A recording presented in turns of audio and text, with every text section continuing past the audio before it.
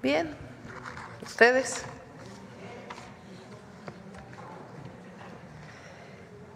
Bueno, el día de hoy iniciamos el año, siéntense por favor, con la secretaria de Bienestar, Ariadna Montiel, para que nos diga cómo vamos a iniciar con los programas sociales este año.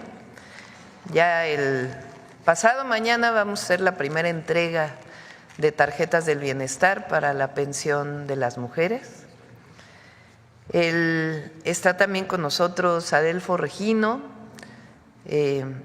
director general del Instituto Nacional de Pueblos Indígenas, y él nos va a platicar junto con Ariadna un nuevo esquema del Fondo para la Infraestructura Social, que tiene ahora un apartado muy importante para los pueblos indígenas, para los pueblos originarios, con el objeto de cumplir o ir cumpliendo poco a poco el segundo constitucional y todo lo que se refiere a los derechos plenos de los pueblos originarios y afromexicanos.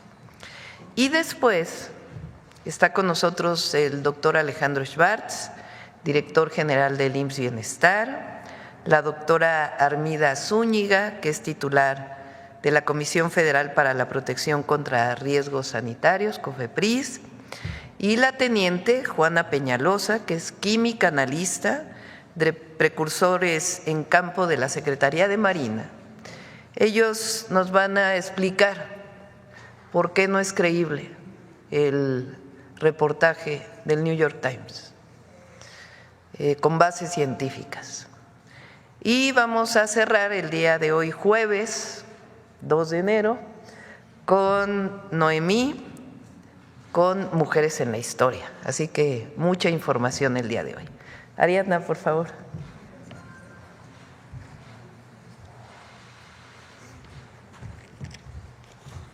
Buenos días a todas y a todos. Feliz año, Presidenta. Vamos a iniciar con el informe del pago del bimestre enero-febrero de los programas de bienestar. Adelante. Gracias. Adelante.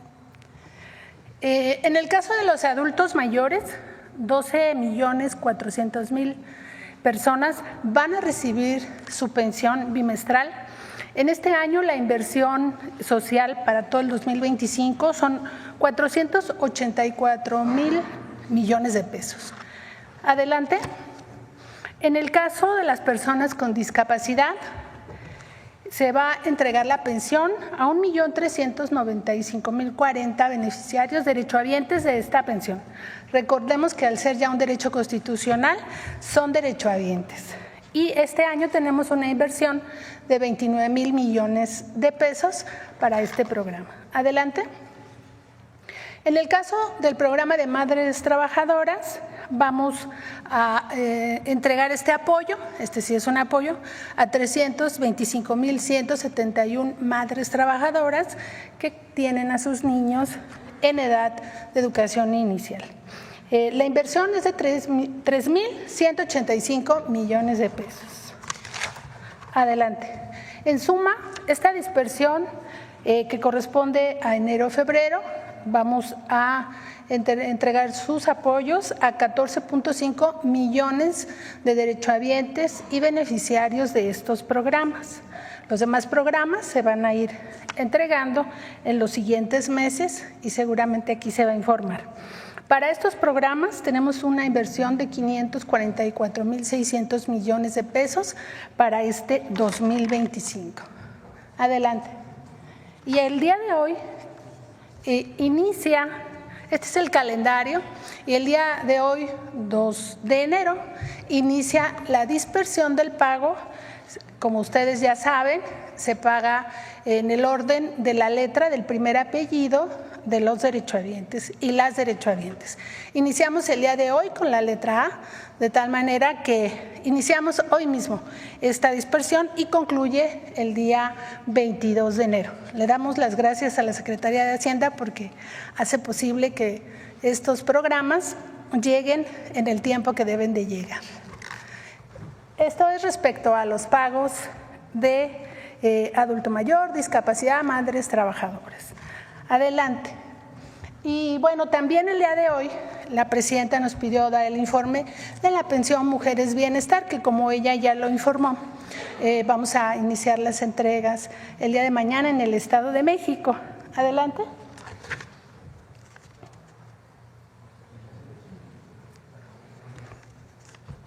Gracias.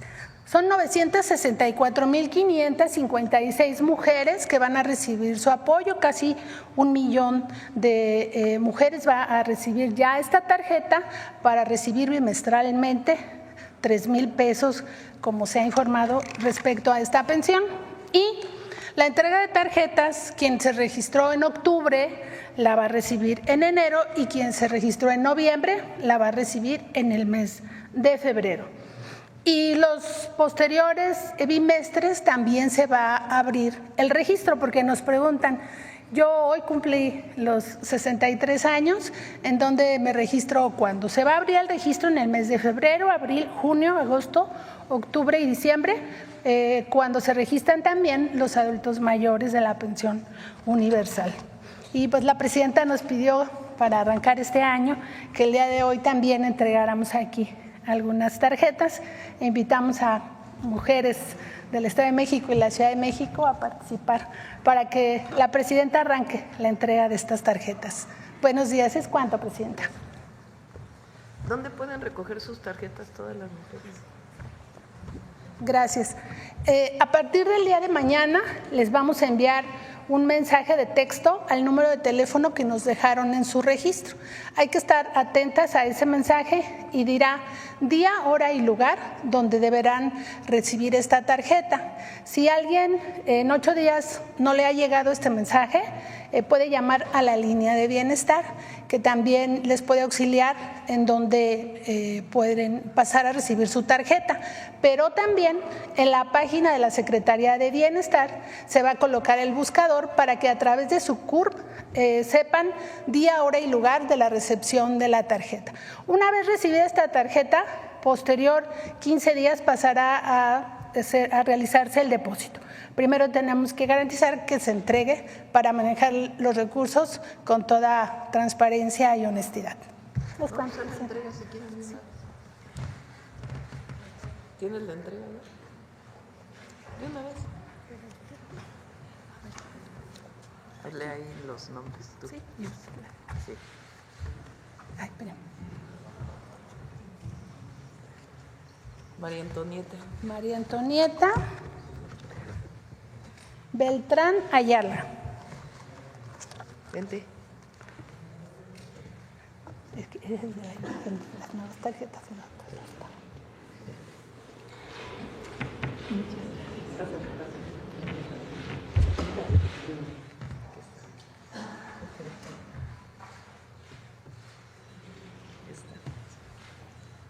Antonieta Rivera Ramos.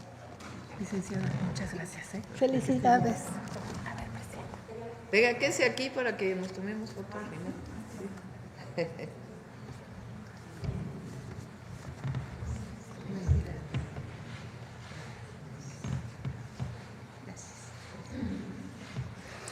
Paula Contreras García, del Estado de México, de la región Mazagua, presidenta.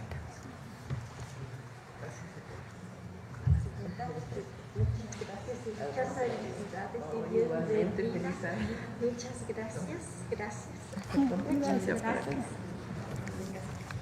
María Eugenia García Celestino.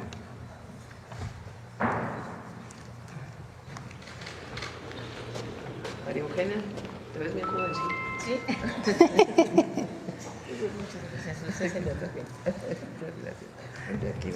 Paulina Estrada Velázquez.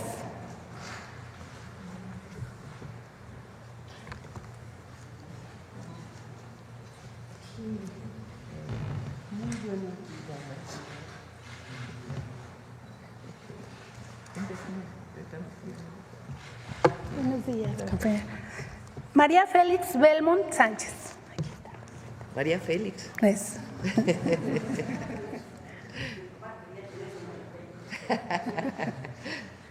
Vente, María. Gracias, doctor. Felicidades, feliz año. María Cristina Mejía Juárez.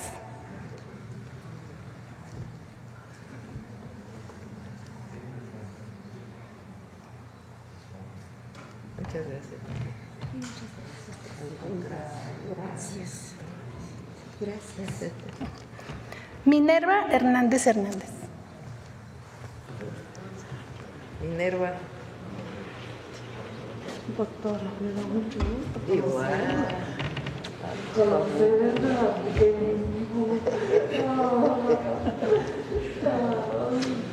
Esté muy bien. Igualmente. Y muchas gracias Al por la contrario. tarjeta. Muchas gracias. Sí.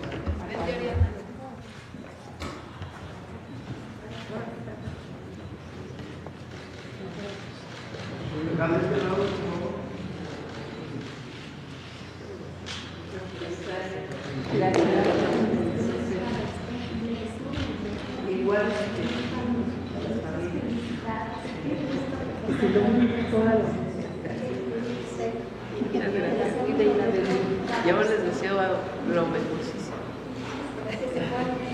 La guía para la decisión.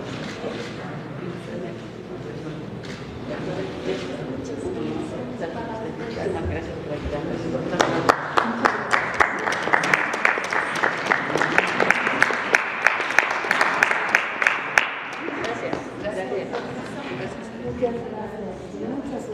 por ayudarnos.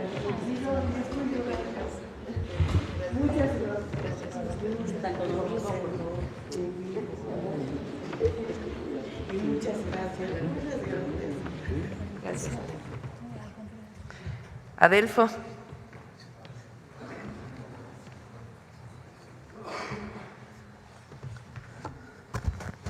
Con su permiso, estimada presidenta, muy buenos días, hermanas y hermanos de los medios de comunicación.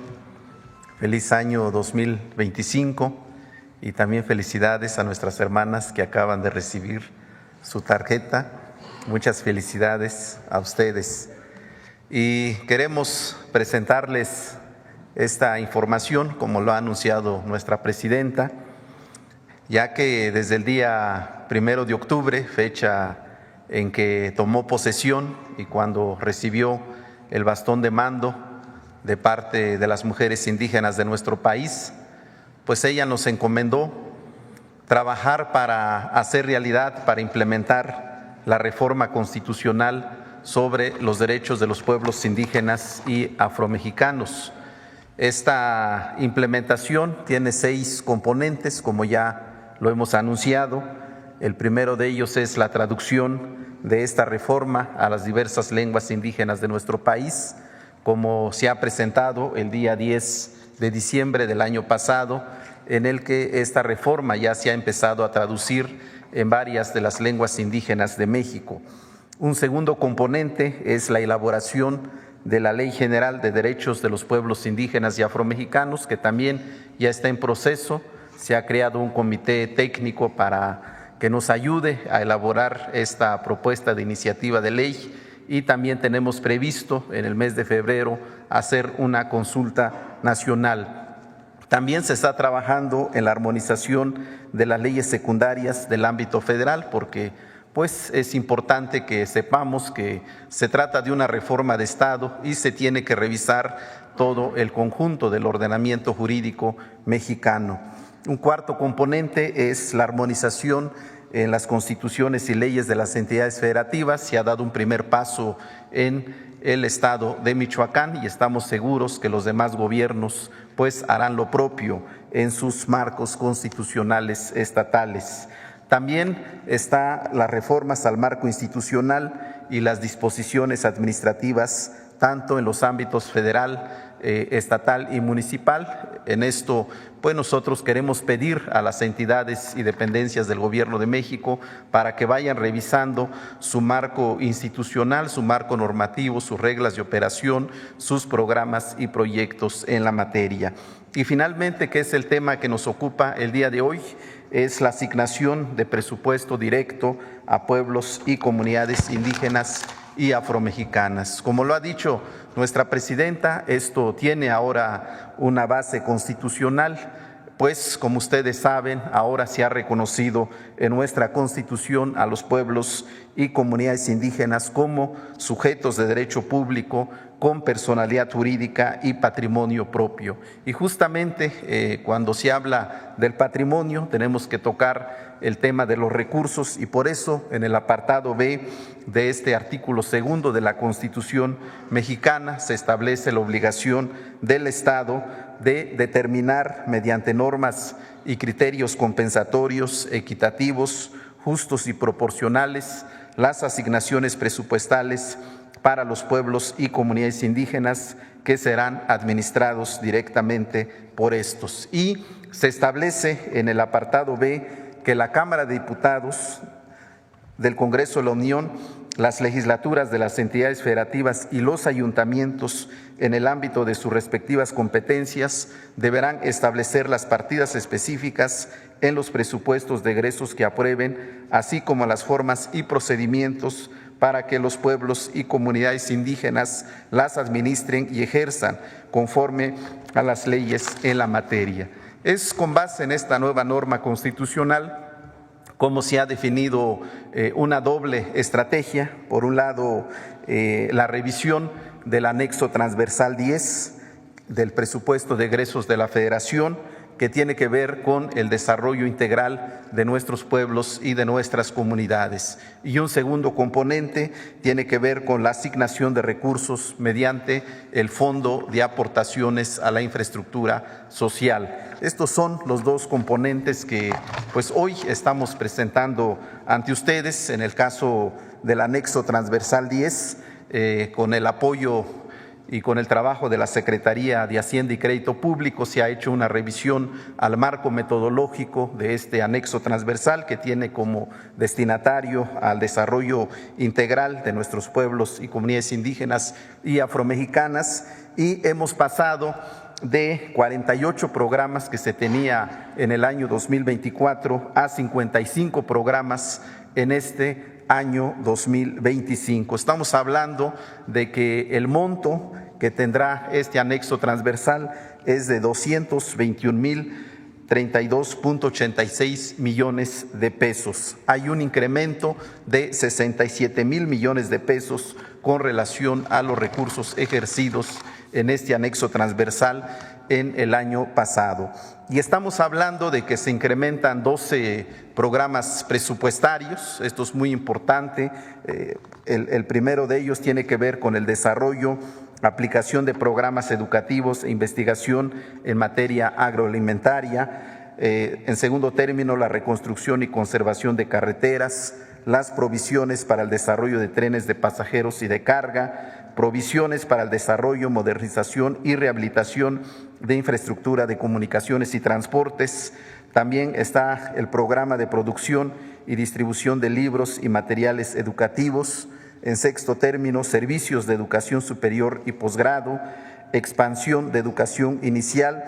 Algo muy importante que tenemos que destacar es la incorporación del programa de vivienda social y de manera especial este nuevo programa de pensión de mujeres bienestar. También está el programa de apoyos a la cultura, actividades de apoyo administrativo y actividades de apoyo a la función pública y buen gobierno. Son los nuevos programas que ahora tiene este anexo transversal 10 y que estamos seguros pues vendrá a contribuir al desarrollo de nuestros pueblos y de nuestras comunidades.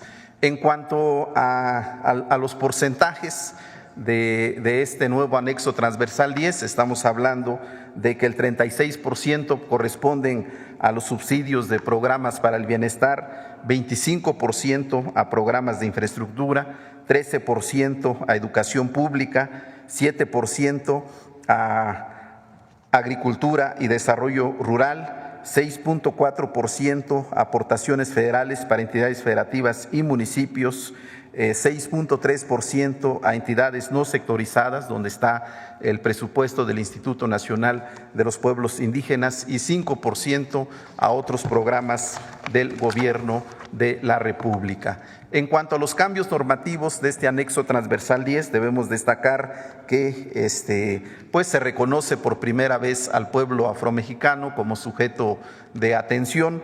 También en las disposiciones para la operación de los programas se considera la participación efectiva y directa de los pueblos indígenas y afromexicanos. También se establece que en la ejecución de los programas se incluye el reconocimiento de los pueblos y comunidades indígenas y afromexicanas como sujetos de derecho público, como lo enuncia la nueva norma constitucional. También que en la celebración de los convenios se va a dar preferencia que los recursos se transfieran de manera directa a nuestros pueblos, a nuestras comunidades, para que sean administrados y ejercidos por ellos. Y también particularmente en los recursos relacionados con la infraestructura se dará una preferencia a las obras priorizadas en los planes de justicia y desarrollo regional y otros procesos de planeación regional. Esta es pues la importancia de este nuevo anexo transversal 10, porque se inspira en esta idea de transferir de manera directa los recursos públicos a nuestros pueblos y a nuestras comunidades, tal como pues ahora lo va a plantear también la secretaria Ariadna Montiel en cuanto al Fondo de Aportaciones a la Infraestructura Social, en donde la idea es que sea este recurso transferido de manera directa a nuestras comunidades, que sea administrado y ejercido a través de sus asambleas, de sus autoridades y de los comités que para tal efecto se conformen. Y finalmente quisiera mostrar el mapa de los pueblos indígenas y afromexicanos en el territorio nacional, que son los sujetos, son los beneficiarios de estas nuevas asignaciones presupuestales. Estamos hablando de 71 pueblos, 70 pueblos indígenas y el pueblo negro afromexicano, alrededor de 12.700 comunidades indígenas, 2.200 comunidades indígenas, 373 comunidades afromexicanas, fundamentalmente distribuidos en 28 entidades federativas. Y el mapa de las regiones indígenas, Presidenta, estamos hablando de 132 regiones indígenas distribuidos en todo el territorio nacional. Bueno, pues esa es la nueva geografía que estamos presentando ahora ante ustedes a raíz del Catálogo Nacional de Pueblos y Comunidades Indígenas que se ha construido en este gobierno. Muchas gracias. Gracias, Pedro. Gracias. Nosotros vamos a informar cómo va a operar el tema del FAIS. Adelante. Gracias. Como ya lo comentó nuestro compañero Adelfo, la reforma constitucional prevé tres cosas. Primero, que somos una nación pluricultural, que las comunidades hoy son sujetas de derecho público y que hay que adaptar las normas y los criterios para que haya una estrategia de compensación, de equidad, de justicia y entregar los recursos de manera proporcional. Sobre todo, que estos recursos se operen y ejecuten directamente por los pueblos. Esto es parte de la reforma. Adelante. El Fondo para la Infraestructura Social es uno de los 8 fondos que la Federación entrega a los gobiernos estatales y municipales bajo el concepto de aportaciones de la Federación. Los recursos de este fondo, que es un fondo que ha existido históricamente, se deberán destinar exclusivamente al financiamiento de obras públicas e inversiones para que atiendan directamente a las personas y zonas en pobreza extrema. Estas localidades de alto y muy alto grado de rezago social se determinan con diversos estudios por parte de INEGI, de tal manera que con este criterio ha operado este fondo. Por eso se consideró por parte de la presidenta que era el fondo de donde deberíamos partir para esta estrategia y derecho hoy de los pueblos. Adelante.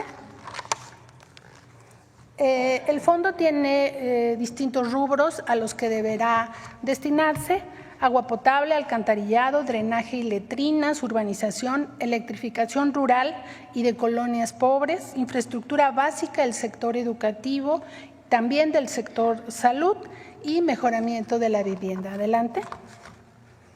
¿Cómo se va a hacer la distribución del fondo? Bueno, primero, este fondo tiene dos componentes. El fondo estatal, que es el Fondo de Infraestructura Estatal, el FICE, y el fondo municipal, que es el FAIS municipal, FAISMUN. Este año, el monto que se va a destinar a los estados es de 13.500 millones de pesos.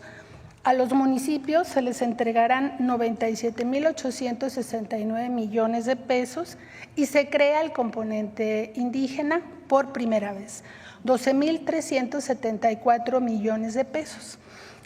Es decir, el 10% de los 123.743 millones de pesos que este año tiene asignado el fondo. Esto ya quedó aprobado en el presupuesto de la Federación. Este 10% para las comunidades indígenas. Adelante. ¿Cuáles son las comunidades que se van a atender en este 2025? Son 11.337 comunidades donde nuestros hermanos indígenas viven y mantienen nuestra cultura, sus costumbres y tienen por usos y costumbres una forma de gobierno determinada. Tocará a más de 32,000 localidades de todo el país, en el caso de los pueblos indígenas. Y en el caso del pueblo afromexicano, son 369 comunidades en 400 localidades. En suma, estaremos atendiendo casi a 12,000 comunidades de 33,000 localidades de todo el país, porque algunas comunidades se integran por distintas localidades. Adelante. ¿Cómo se va a ejecutar el fondo? Primero, a través de un proceso de asambleas bajo los usos y costumbres de cada pueblo. Cada pueblo tiene su órgano de gobierno determinado de alguna forma y debe respetarse, y de esa manera definirán dos, comités de trabajo, de administración y de vigilancia de los recursos. Y es la asamblea comunitaria quien va a validar el cierre de las obras, la ejecución de las obras que sean correctas. Es cuanto. Ahora sí, entendí. Muchas felicidades a todas y todos. Felicidades, Presidenta, con su permiso. Muy buenos días tengan todas y todos. La dosis de toxicidad del fentanilo comienza en 0.2 miligramos. 0.2 miligramos, para que podamos tener una proporción, son 200 microgramos. Eso es lo equivalente a 3 o 4 pequeños granitos de sal. El fentanilo es 50 veces más potente que la morfina. Tanto la toxicidad como la potencia depende de la dosis. Es decir, cuanto mayor sea la potencia, menor será la dosis de exposición que dé lugar a un efecto tóxico. Esto significa que cuando una persona se expone a un opioide sintético potente por inhalación o por contacto en las mucosas, incluso en una cantidad tan pequeña como 4 o 5 pequeños granitos de sal, puede producir un grado de toxicidad que comprometa la vida del operador. No existe tampoco descrito científicamente ningún fenómeno fisiológico conocido como tolerancia letal a la toxicidad. Esto explica que inexorablemente se necesite un laboratorio donde se puedan controlar las condiciones de exposición, donde existan equipos especializados para realizar la síntesis química y con sistemas de ventilación profesionales. No una cocina doméstica como muestran el reportaje. No es posible hacer fentanilo como lo referido en la nota. A continuación, la doctora Armida Zúñiga, titular de COFEPRIS, y la teniente química Juana profundizarán el análisis.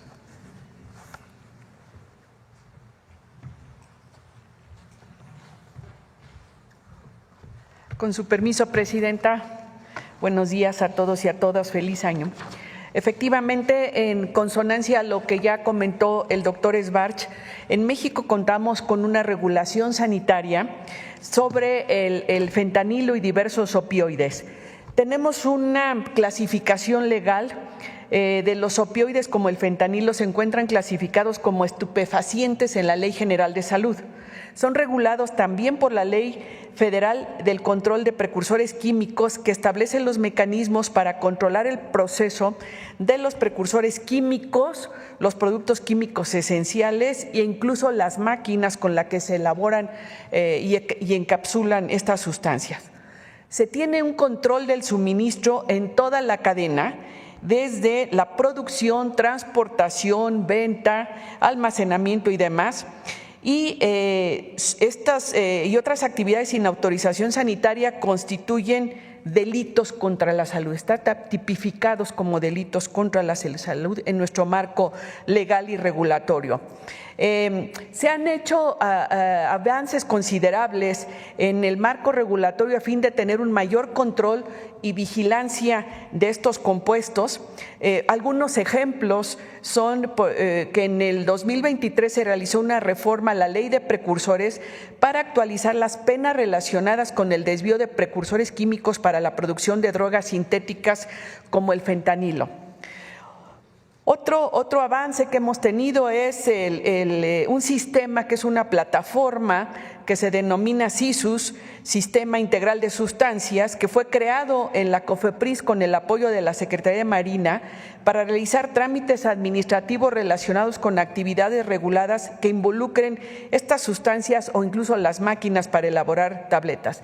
Y actualmente se encuentra en proceso diversas modificaciones regulatorias, incluyendo anteproyectos de modificación a la Ley Federal y su reglamento, esto para mantener un marco jurídico nacional y acorde con el contexto internacional, inclusive para poder hacer una regulación más clara, más específica de estos compuestos.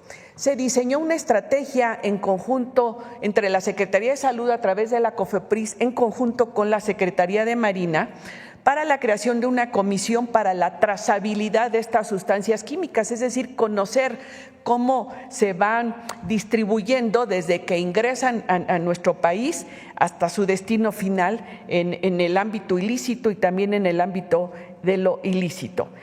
Como ya mencioné, desde años previos se han trabajado diversos instrumentos, uno de ellos y que nos da las bases para trabajar de manera coordinada entre la COFEPRIS y la Secretaría de Marina. Se reformó un acuerdo para que la Secretaría de Salud, a través de la COFEPRIS, reasume el control y fomento sanitarios en materia de precursores químicos, químicos esenciales y medicamentos que sean o contengan estupefacientes.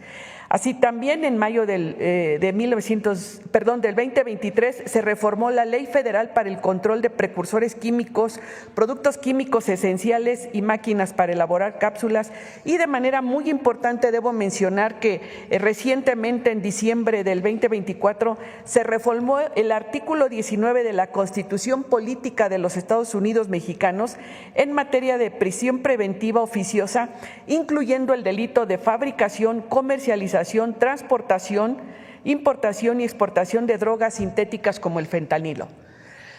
Esta estrategia se basa en 5 pilares. Uno de ellos es este que acabo de mencionar, el marco normativo. El otro es el tecnológico, que de manera resumida es lo que también ya comenté sobre la creación de una plataforma que es el Sistema Integral de Sustancias, que está en desarrollo y está en su fase inicial, que nos ayuda a realizar el control, registro y autorizaciones en materia de estupefacientes y sustancias psicotrópicas y productos que los contengan, así como productos químicos esenciales y precursores químicos, que tiene como objetivo coadyuvar en materia de salud y de seguridad.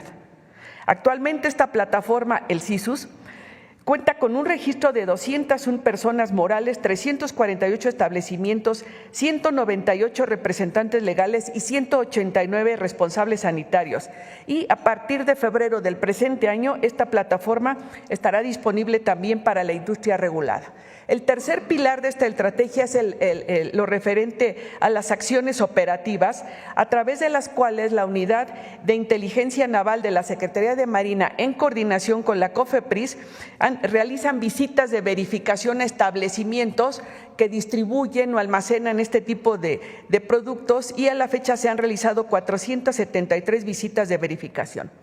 El cuarto pilar de esta estrategia son lo que referimos como la inteligencia, ya que desde el año 2022 se creó la Unidad de Inteligencia contra Riesgos Sanitarios en la COFEPRIS con apoyo de personal de la Unidad de Inteligencia Naval de la Secretaría de Marina, para llevar a cabo los mecanismos de coordinación de acciones estratégicas y de inteligencia para el control y vigilancia en materia de estupefacientes, sustancias psicotrópicas y productos que los contengan, así como químicos esenciales.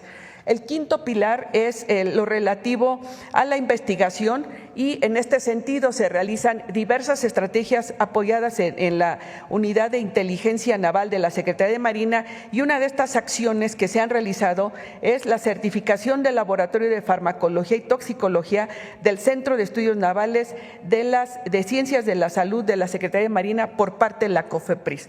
Esto es lo que realizamos en el ámbito nacional en este gobierno del segundo piso de la Cuarta Transformación, con diferentes dependencias en diferentes frentes, trabajando todos los días en el combate al uso de este tipo de sustancias, y también en coordinación con diferentes agencias internacionales que se trabajan sobre el tema.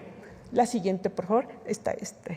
De estas 473 visitas de verificación que se han realizado del año 2021 al 2024, como ustedes podrán ver en esta lámina, la mayoría de estas acciones se han realizado durante los ejercicios 2023 y 2024, dando como resultado la suspensión parcial de 173 establecimientos y la suspensión total de 50 establecimientos. Quiere decir que entramos de manera conjunta, la COFEPRIS con apoyo de la Secretaría de Marina, para realizar la suspensión de establecimientos cuando se detecta alguna irregularidad o alguna acción que contraviene el marco jurídico y legal que ya he hecho referencia previamente.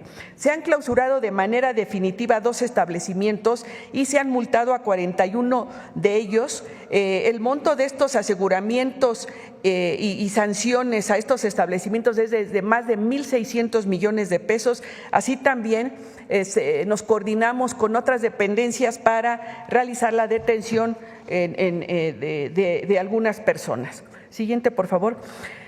De manera regular en la COFEPRIS se hacen acciones para prevenir el desvío de estas sustancias químicas, y en la COFEPRIS se realizan las acciones de autorizaciones y monitoreo del el ingreso de estas sustancias, y entre ellas el fentanilo, a través de prevenciones anuales, balances que se reportan a la ONU, informes anuales, previsiones de compra-venta de estupefacientes, así también el control de recetas médicas a través de recetarios especiales con códigos de barras y registros y libros de control, las acciones de verificación y control como las que ya hice referencia, y de manera muy importante también para estar armonizados en el marco internacional, toda esta colaboración internacional en la cual participamos diferentes dependencias de la Administración Pública Federal. La siguiente, por favor. Como ya lo comentó el doctor Alejandro Schwartz, existen peligros a la salud, riesgos a la salud derivados de la exposición al fentanilo. La toxicidad, que depende de la exposición y de la vía de exposición, y la potencia, que depende de la concentración de esta sustancia, son cruciales para comprender las elevadas tasas de sobredosis y mortalidad vinculadas a la elaboración o uso ilícito de opioides sintéticos como el fentanilo. La elevada potencia de muchos de estos opioides significa que incluso pequeños errores durante la elaboración, en el pesaje, la dosificación, la dilución o la fabricación pueden aumentar el riesgo de sobredosis. La exposición puede ser por inhalación o por contacto a través de las mucosas o de la piel. Y efectivamente no se tiene evidencia de la tolerancia de esta sustancia. Y bueno, este grupo de sustancias, y en particular el fentanilo, afectan diferentes órganos del cuerpo humano porque son sustancias tóxicas a elevadas concentraciones, y sobre todo cuando no se tiene un adecuado control en su uso y manejo. Es cuanto en tanto al marco normativo que tenemos para este tipo de sustancias.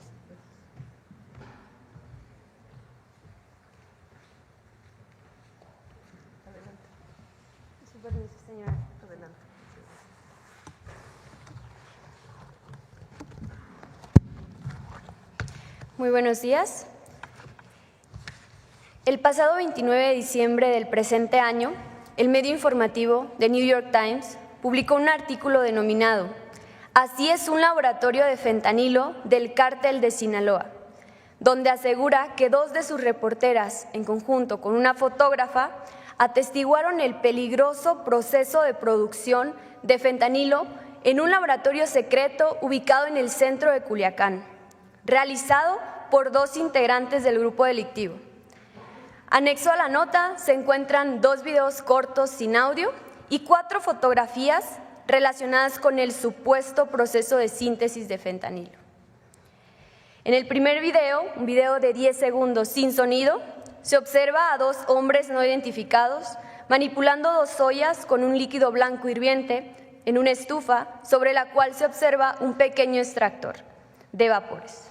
Citando la nota, se menciona: ellos mencionaron que se encontraban en el primer paso del proceso, activando el principal ingrediente químico que se usa para hacer fentanilo. Esto sin especificar el nombre de los precursores químicos utilizados. Como medida de protección personal, observamos que únicamente portan una bandana de tela que deja al descubierto los ojos, así como un cubrebocas azul de tela de 3 pliegues. Se identifica una cocina con una ventana de aproximadamente 1 metro cuadrado. En dicha habitación se observan incluso ingredientes como salsas y bebidas alcohólicas, así como otros electrodomésticos. En un segundo video, de 13 segundos de igual forma sin sonido, se observa a un hombre no identificado manipulando un recipiente de aluminio con polvo color azul, indicando que se trata de fentanilo. Al realizar dicha actividad, no se identifica el uso de alguna protección personal, observándose exposición directa al supuesto polvo de fentanilo.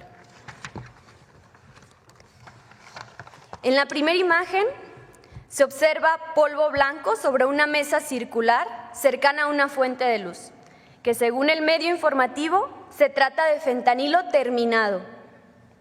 En la imagen 2 se pueden apreciar las únicas sustancias químicas mencionadas en el artículo: el hidróxido de sodio y la acetona, mismas que fueron utilizadas en la presunta síntesis del fentanilo. Estos 2 químicos son químicos esenciales, utilizados en la elaboración de algunas drogas sintéticas. El término de químicos esenciales hace referencia a aquellas sustancias utilizadas en la síntesis sin tener que incorporar parte de su molécula, de su estructura molecular, a la molécula final o al producto final terminado. Tienen acciones como solventes o catalizadores, entre otros.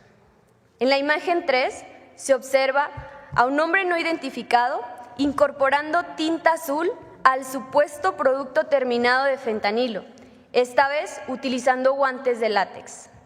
El uso de la tinta azul le confiere a los comprimidos lo característico, alusivos a unas tabletas de M30 o metadona. Derivado del análisis de la nota, no es posible reunir indicios suficientes para determinar que se realizó un proceso de síntesis de clorhidrato de fentanilo en citada locación, debido a que se menciona muy poco o nada del proceso de síntesis, así como de las sustancias químicas utilizadas. Durante el desarrollo de los videos y la redacción del artículo, no se observó o mencionan los principales precursores químicos para realizar o para sintetizar el fentanilo, como 4-ANPP, anilina y cloruro de propionilo, por mencionar algunos, mostrando únicamente sustancias químicas esenciales como el hidróxido de sodio y la acetona. No se observa el uso de equipo de protección personal mínimo requerido para evitar intoxicación por los gases tóxicos desprendidos durante la reacción de síntesis, o bien incluso la exposición directa al clorhidrato de fentanilo puro. Las principales vías de exposición de los opioides son por inhalación, exposición dérmica e ingestión, por lo cual el uso de guantes y equipos de respiración autónoma son indispensables para realizar este tipo de actividades. En una parte del video explican los supuestos cocineros que ellos no necesitan el mismo equipo de protección personal que las reporteras. Esto debido a que ellos han desarrollado una tolerancia a la droga letal. Si bien existen factores que pueden influir en la toxicidad, tal como la tipología física de una persona, no existe evidencia científica que respalde tal idea. Anexo a esto, el uso del pasamontañas o bandana y el cubrebocas de tela de 3 pliegues observados en los cocineros podría estar relacionado únicamente como medida de protección de su identidad y no como una medida de protección personal. Respecto a lo mencionado por los supuestos cocineros sobre el desmantelamiento de una casa de seguridad del grupo por parte del Ejército Mexicano horas antes de la grabación de los videos y que derivado de esta acción habrían cambiado de ubicación el supuesto laboratorio con tal rapidez, no corresponde con la dinámica criminal habitualmente observada, ya que normalmente se presenta una interrupción o una postergación de las actividades ilícitas por un periodo mayor hasta encontrar un lugar adecuado para poder continuar con el acondicionamiento de tales drogas. Por lo anterior, se concluye que no existen los elementos suficientes para demostrar que la información presentada en el artículo de The New York Times documenta un laboratorio de síntesis de clorhidrato de fentanilo. ¿Cuánto, señora? Bueno, como pueden ver, para producir fentanilo en un laboratorio se requiere un laboratorio con condiciones donde se pueda regular y medir las condiciones de exposición, donde existan equipos de protección personal especializados para la elaboración de un proceso de síntesis química complejo, como es la elaboración del fentanilo, y con sistemas de ventilación profesionales. Sobre todo sistemas de ventilación profesionales y no el ventilador presente en la nota. Muy sencillamente, si hubiera sido fentanilo lo que estuvieran produciendo, el operador, la persona que estaba haciéndolo, hubiera durado 30 segundos y hubiera caído fulminado producto de los vapores que presenta la síntesis del fentanilo. Ahora, la pregunta que nos tenemos que hacer es ¿de dónde surge todo esto? En 2009, un químico hindú, Pradeep Kumar Gupta, patentó y publicó un método en el cual se puede producir un precursor químico esencial para la producción de fentanilo denominado 4-ANPP. En los anteriores métodos se tenía que hacer 3 o 4 pasos anteriores y con el método de Gupta, que él lo patentó y que lo publicó en las redes sociales, con tan solo 2 pasos se puede producir este precursor. Sin embargo, no es fácil de producir y no está exento, como hemos visto con la exposición de las doctoras, de profundos riesgos a la salud del operador que requieren de un traje especial para poder producir. Hay un fenómeno, compañeras y compañeros, de fetichismo de la mercancía, de mucha imaginación y de mucha publicidad, sobre todo a partir de series televisivas que han hecho una caricatura de la producción de este método. ¿Será cuánto? Voy. A ver, un tema importante. Por supuesto que desde el Gobierno de México y las instituciones de seguridad y la propia Fiscalía General de la República, pues investigan y detienen ahí donde hay un delito grave de fabricación o producción de algún tipo de droga que es ilegal. En particular, se han desmantelado muchísimos laboratorios en nuestro país relacionados con la producción de metanfetaminas. Lo que estamos planteando aquí es la publicación de un artículo en el New York Times, que no es el primero, relacionado con temas de fabricación, producción de drogas. Estamos aquí hablando de cómo se producen estos artículos a partir de información que no es creíble. Miren, nada más pongan la última vean lo que dice la nota. Dice que quien fabricaba esto, que estaba en el video, tenía tolerancia a la droga letal. Bueno, si hubiera tolerancia a la droga letal, pues no habría las muertes por fentanilo que hay en los Estados Unidos. Entonces, lo que estamos aquí, o de lo que se trata esta discusión y esta presentación con bases científicas, es de si debemos o no mencionar en esta mañanera y en cualquier lugar y en cualquier sitio cuando hay una nota que es evidentemente o que evidentemente no tuvo información creíble. Eso es lo que está a debate, porque después de la nota del New York Times se dejó venir en toda la prensa nacional que cómo era posible que la presidenta presentara esto, comentócratas, etcétera, etcétera, etcétera. Repito, por supuesto que combatimos principalmente la comercialización de estas drogas y particularmente el fentanilo, y vamos a colaborar por razones humanitarias siempre para evitar si hay tráfico de fentanilo hacia los Estados Unidos desde México y la venta en nuestro propio país, que se combate de diversas maneras. La próxima semana ya presentamos la nueva campaña para evitar el consumo de las drogas y particularmente del fentanilo, y también desde la perspectiva de la seguridad pública y de la Fiscalía General de la República.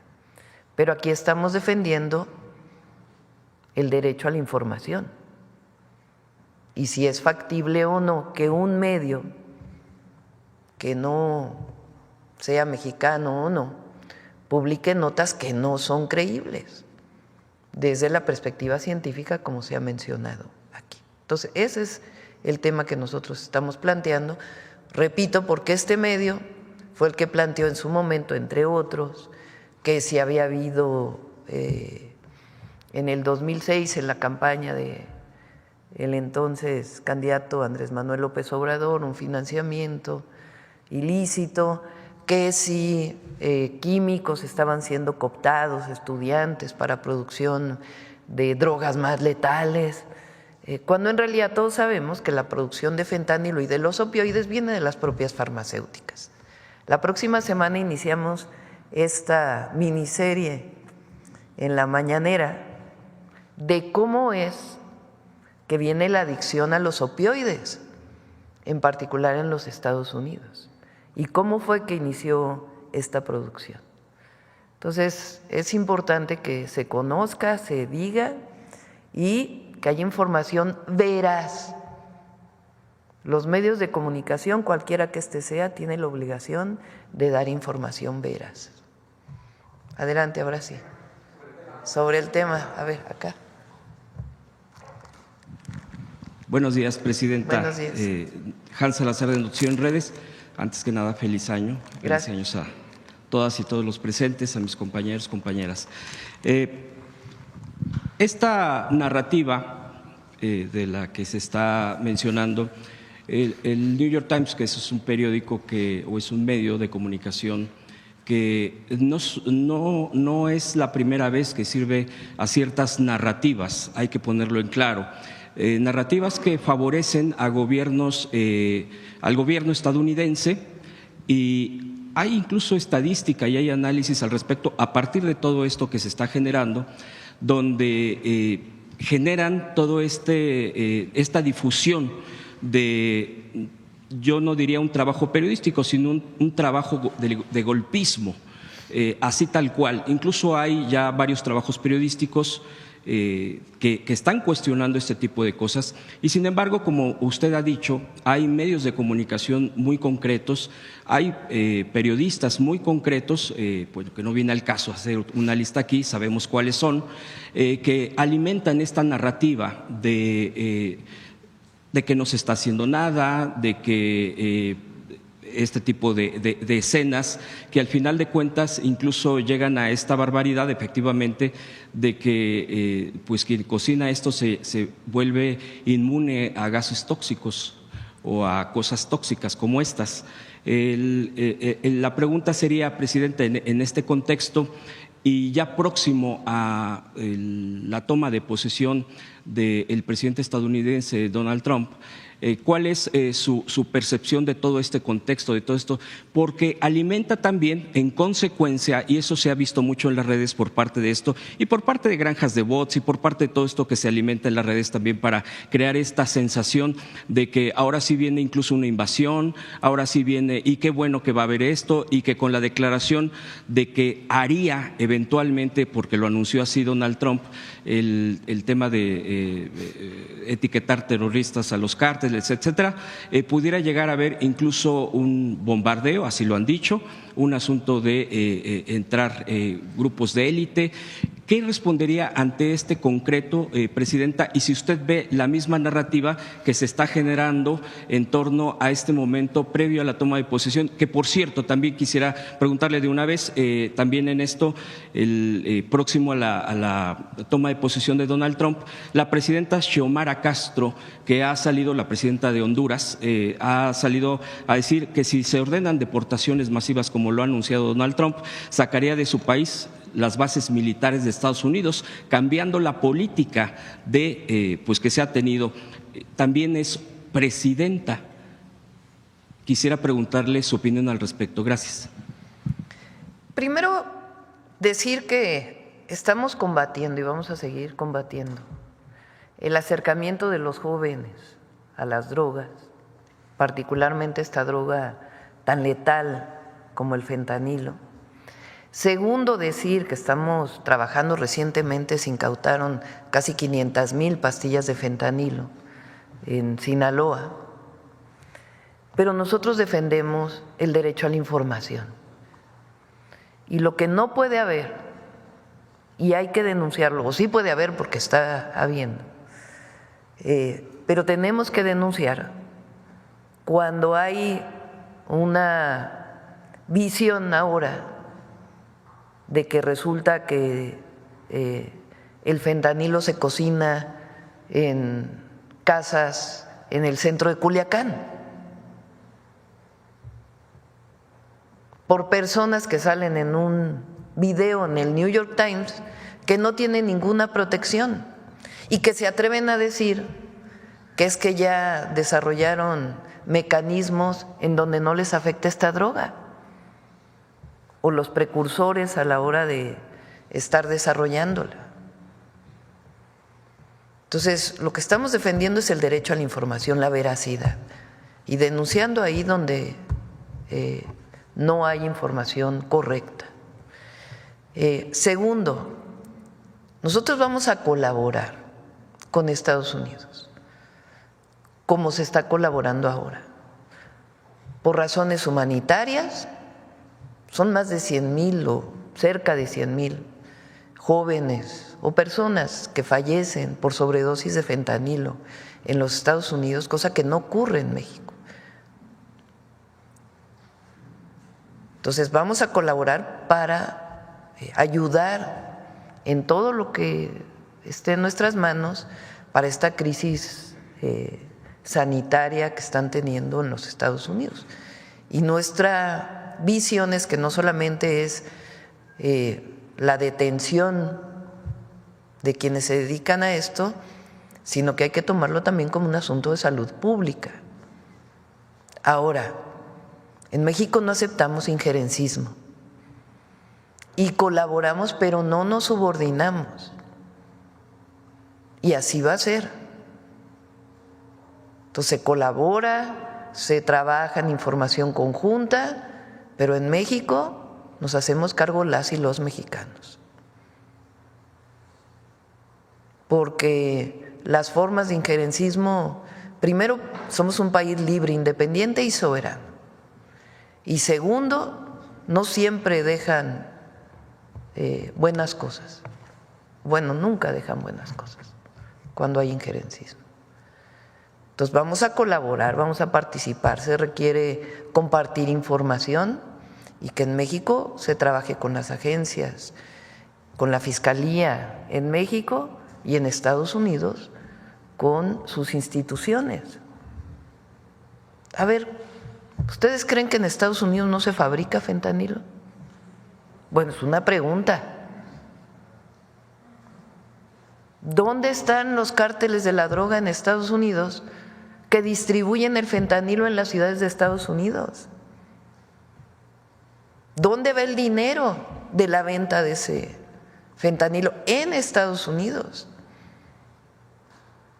Entonces, nosotros nos encargamos de lo que ocurre en México y colaboramos, pero ni nos subordinamos ni aceptamos injerencismo. Esa es nuestra visión y así va a ser. Ahora, con la presidenta de Honduras, hablamos hace unos días. ¿Qué día es hoy? Ya hemos de haber hablado el lunes, yo creo, con ella, porque planteamos que es importante darle continuidad a aquella conferencia que hubo en Palenque relacionada con la migración, con diversos países. Entonces planteamos la idea de que en enero se pudieran reunir los cancilleres de diferentes países para hablar del tema de migración y de cómo cooperamos entre los países de América Latina y el Caribe para atender la migración desde la perspectiva de las causas. Que también la oposición, los adversarios dicen que cómo es posible que México ayude a Centroamérica o a otros países.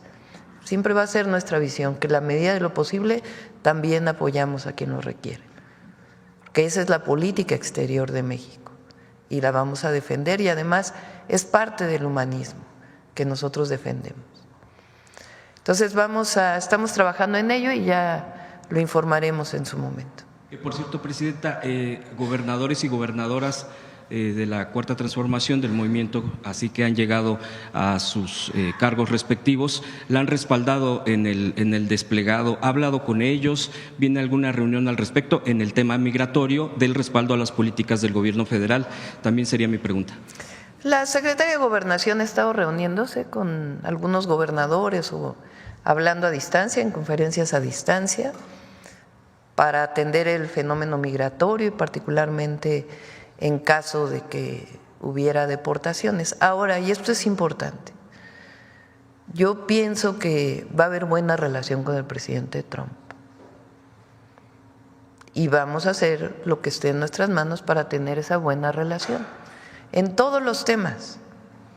El presidente López Obrador tuvo una buena relación con el presidente Trump y no vemos por qué nosotros no podamos tener una relación buena de cooperación. Ahora, siempre vamos a defender a nuestros hermanos y hermanas que están en los Estados Unidos. Aún no hay fecha de encuentro, ¿verdad? No. Hay que esperar a que él entre al gobierno y a partir de ahí pues ya se plantearán pues las distintas reuniones de los equipos y también en su momento, si es necesario, pues una reunión bilateral. Por último, Presidenta, quisiera preguntarle sobre una encuesta que sale el día de hoy, sobre este año que estamos iniciando, donde hay un optimismo muy alto de la gente, de acuerdo a estos resultados de un medio nacional, donde 87% espera que sea bueno o muy bueno, particularmente en el tema de la economía y seguridad. Incluso, de acuerdo también a esta encuesta, 12 puntos son más que esa perspectiva que se tenía desde el año pasado. Y también preguntarle sobre el cambio de fiscal en Guanajuato. Carlos Amarripa, el fiscal que duró casi 16 años en Guanajuato y que deja una estela tremendamente de un crimen desbordado en Guanajuato y que pues aquí múltiples veces se cuestionó. De acuerdo a estos números que estábamos revisando, más de 25,000 muertes a partir, durante más bien su responsabilidad. ¿Qué espera porque eso se tendrá que, obvio, resolver quién llegará? Ahorita hay alguien de encargada, pero llegará alguien, un fiscal nuevo a Guanajuato. Aquí, por el propio tema, con la gobernadora ha platicado al respecto. ¿Qué espera sobre esto? Claro, respetando, entiendo, la autonomía del Estado, pero entendiendo también la coordinación federal, en particular con la seguridad. Le agradezco mucho me haya dado la palabra, Presidenta. Guanajuato sigue siendo el estado con mayor número de homicidios en el país. De hecho, tuvo un pequeño incremento de octubre a diciembre. Entonces, por supuesto que nosotros queremos apoyar, colaborar y hacer el trabajo que sea necesario para construir la paz en Guanajuato. De hecho, hay 2 grupos que están trabajando en atención a las causas, en Celaya y en León. Esto es producto de varios temas. Uno, evidentemente, de que no se ha atendido, y en el gobierno anterior se quiso responsabilizar al gobierno federal como si los gobiernos estatales no tuvieran responsabilidad. Pero además es producto también de un modelo de desarrollo fallido en el estado de Guanajuato. Guanajuato no solamente es el estado con mayor número de homicidios, sino que es el estado con el ingreso medio más bajo de todo el país, con el mayor número de adicciones. León es la ciudad que concentrada tiene la mayor pobreza, aun cuando León era de las ciudades pues más prósperas en algún momento del país. Hoy la pobreza, el porcentaje de pobreza es muy alto. Hay una sola preparatoria pública en León, Guanajuato.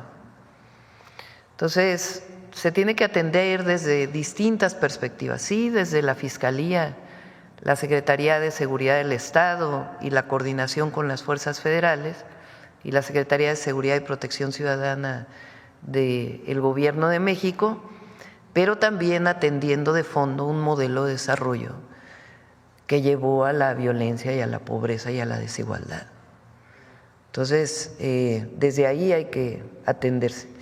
Y con la gobernadora, pues habría que ver quién está planteando ella, tiene que ser aprobado por el Congreso del Estado. Ha estado en comunicación con el secretario de Seguridad y con la secretaria de Gobernación. Estuvimos ahí en esta gira, primera gira que hicimos por el país. Y bueno, creo que de todas maneras es bueno que el fiscal haya dejado ya el cargo. Es evidente que no hizo un buen papel. Y ahora hay una encargada del despacho y vamos a ver pues a quién se propone. Ahora, sobre el tema de la perspectiva, ¿por qué no me pasas la presentación de algunos indicadores? Porque también se descoce la oposición en… A ver, préstenme el micrófono.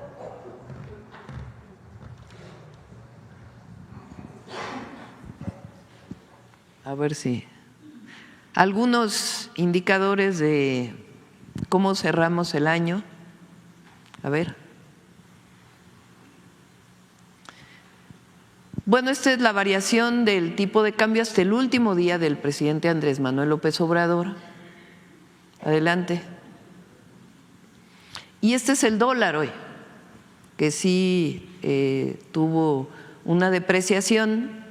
Entre otras cosas es por la incertidumbre en Estados Unidos y las variaciones particularmente de las tasas de la Fed, y esperamos que una vez que entre el presidente Trump pues entremos en un periodo de estabilización. Adelante. Pero miren, variación del tipo de cambio respecto al dólar estadounidense por divisa. Vean la devaluación, por decirlo así, de otras monedas, para que no digan que es un asunto de México, sino que es un asunto internacional lo que se está viviendo. Adelante. Sí, México está entre las monedas que menos depreciación tuvo. El empleo formal en México, en diciembre, todos los diciembres hay una disminución del empleo, pero hasta noviembre estábamos en el nivel más alto. En enero esto es evidente que se va a recuperar, normalmente es así, vean ustedes como todos los diciembres hay una caída que no tenemos que trabajar en esto porque muchas veces el contrato de las personas llega hasta diciembre por distintas razones en donde el empleador no quiere destinar los recursos necesarios para aguinaldos, etcétera, etcétera, y hay que trabajar en ello. pero estamos en los niveles más altos en noviembre de empleo. Adelante. El salario medio más alto, 17,867, cerramos. Adelante. Este es el salario mínimo. Este es el incremento, ya contando el incremento del 2025, 135% de aumento en el poder adquisitivo respecto al 2018. Adelante. Vean dónde estaba México en salario mínimo en el 2018. Estábamos en el nivel más bajo de América Latina y el Caribe. Adelante. Hoy estamos esperando algunos datos de los países que están por encima de México. Brasil es hoy el país con menor salario mínimo, después Argentina, Perú, Colombia, Paraguay, Bolivia, El Salvador, Guatemala, y después arriba de nosotros Ecuador, Uruguay, Chile, Honduras, Panamá y Costa Rica. Pero México pasó del último lugar por encima del nivel medio y vamos a seguir aumentando el salario mínimo, como saben, hasta poder alcanzar 2.5 canastas básicas. Adelante.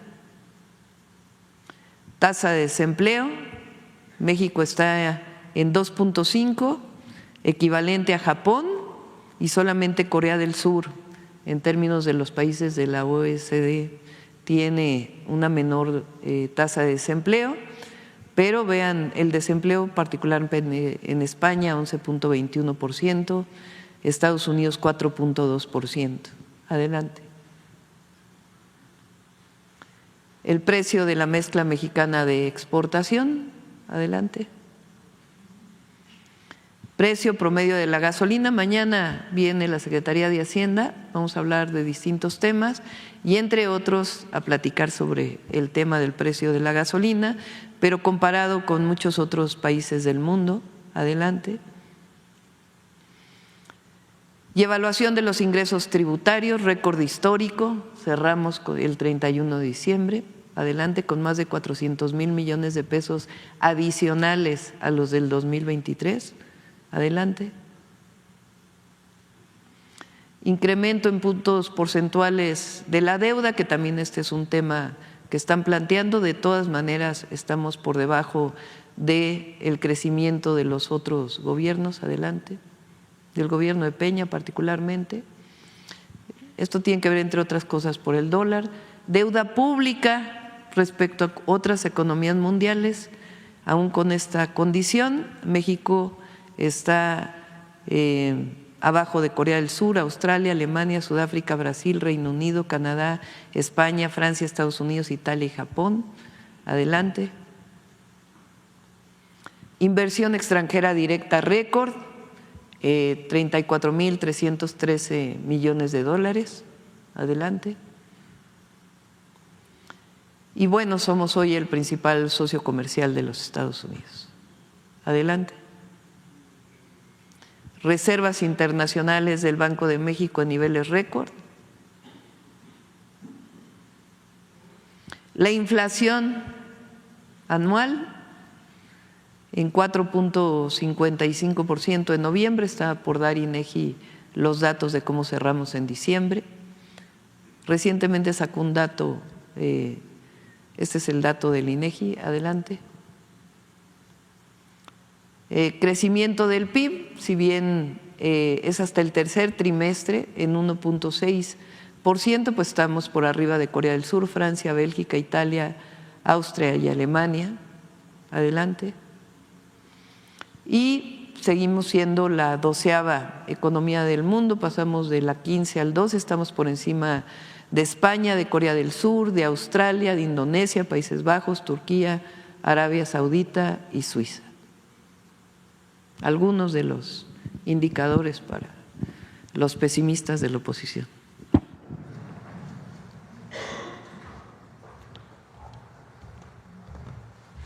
Adelante. Acá. Gracias, presidenta. Buenos días. Shaila Rosagel, corresponsal de Grupo Gili, El Imparcial de Sonora, La Crónica de Mexicali y Frontera de Tijuana. Presidenta, en un primer punto, preguntarle si nos podría dar algún avance de cómo se están preparando los estados de la frontera norte como Sonora y Baja California ante una deportación masiva de migrantes de parte de Estados Unidos a una eventual o lo que pudiera ocurrir. ¿Qué es lo que han planeado entre la Federación y los estados norteños? No sé si le haya comentado algo la Secretaría de Gobernación de cómo se están organizando con los estados de Baja California y de Sonora. Estamos trabajando conjuntamente. Tenemos un plan ya muy elaborado, tanto de apoyo, defensa a nuestros compatriotas connacionales en Estados Unidos. Vamos a seguir insistiendo la importancia del trabajo de las y los mexicanos en Estados Unidos.